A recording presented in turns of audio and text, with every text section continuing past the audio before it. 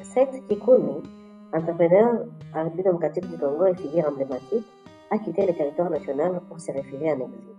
Selon les informations confirmées par des sources proches de l'opposant, cette fuite, décrite comme une opération discrète, coordonnée et courageuse, intervient après des mois de harcèlement judiciaire et de surveillance par des autorités, marquant un nouveau chapitre dans la répression des voix critiques contre le président Félix Tshisekedi. Dès le 14 décembre 1981 à Kinshasa, Seth Kikuni est un homme d'affaires accompli à l'Emeni de prestigieuses universités comme Ankara, Galatasaray et Pretoria et docteur en relations internationales. Il s'est lancé en politique en fondant le parti Piste pour l'émergence et a été candidat à l'élection présidentielle 2018. En 2023, il retire sa candidature pour soutenir Moïse Katumbi et un autre opposant. Kikuni s'est rapidement imposé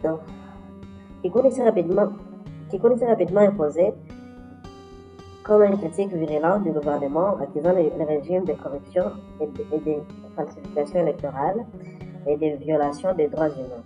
Son engagement l'a exposé à des représailles.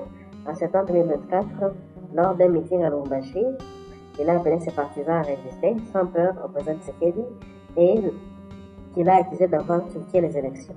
Arrêté le 2 septembre par l'Agence nationale de renseignement, il est incarcéré à la prison de Makala, connue pour ses conditions inhumaines.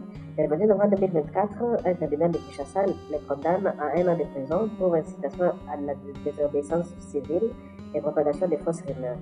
Son parti dénonce une tentative flagrante de museler l'opposition. Le 1er mars 2025, le ministre de la Justice, Constant Mutamba, accorde une libération conditionnelle à Kikuni aux côtés d'autres opposants, comme Mike Mukebai. Mais cette liberté est de courte durée. En octobre 2025, Kikuni participe à un conclave à Nairobi, au Kenya, organisé par l'ancien président Joseph Kabila, condamné à mort par contumace pour trahison. Ces rassemblements réunissent des figures d'opposition pour former l'alliance Sauvons la RDC, visant à renverser Tshisekedi.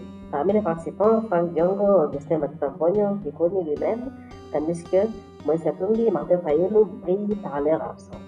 À son retour à Kinshasa, le 18 octobre 2025, via un vol Kenya Airways, Kikuni est arrêté à l'aéroport d'Enjili par l'ANR, libéré peu après. Son passeport est confisqué par la Direction générale de l'immigration DGM sans justification légale. Dans un post sur X, daté du 18 novembre 2025, il dénonce cette violation de sa liberté de circulation, citant la Constitution congolaise et des traités internationaux. Je me trouve une fois de plus prisonnier d'un régime qui bafoue mon droit constitutionnel et la liberté de circulation écrite. Le 14 décembre 2025, jour de son anniversaire, Kikuni publie un message poignant. Une année de plus que je célèbre à ciel ouvert, cadre privé de mon passeport depuis 58 jours est surveillé, mais la victoire est proche. Cette surveillance constante et le tentative de chantage vaille à la DGM et illustre la pression exercée sur les opposants. Face à ces menaces persistantes, Seth Kikuni opte pour l'exil. Selon un post sur Facebook de la page Néo, Seth Kikuni a pu, grâce à une opération discrète, coordonnée et courageuse, quitter le territoire national et se trouve actuellement en USC. La date exacte de son départ n'est pas précise, mais elle semble intervenir après décembre 2025. Alors que ses communications publiques se raréfient, son lieu d'exil inconnu, mais des rumeurs circulent sur une possible présence en Europe ou en Afrique voisine. Cette fuite s'inscrit dans un contexte plus large de répression en RDC. Amnesty International a documenté la détention incommunicado de Kikuni en 2024, soulignant des violations des droits humains. Les observateurs internationaux comme The Africa Report notent que le régime Tshisekedi rétrécit l'espace démocratique en fonction de nombreux acteurs à l'exil. Kikuni lui-même, dans des postes antérieurs évoquant des risques de prison ou exil sous le régime.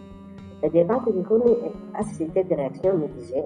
Les partisans le voient comme un acte de survie pour poursuivre la lutte depuis l'extérieur, tandis que des critiques gouvernementaux l'accusent de fuir la justice.